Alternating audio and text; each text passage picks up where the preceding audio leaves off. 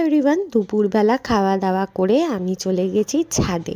আর শীতকালে এই ছাদে সময় কাটাতে কিন্তু আমার ভীষণ ভালো লাগে। যদিও এখন খুব তাড়াতাড়ি সন্ধে হয়ে যায়, তো যাই হোক, সন্ধে হয়ে হবে এরকম সময় আমি নিচে চলে গেলাম।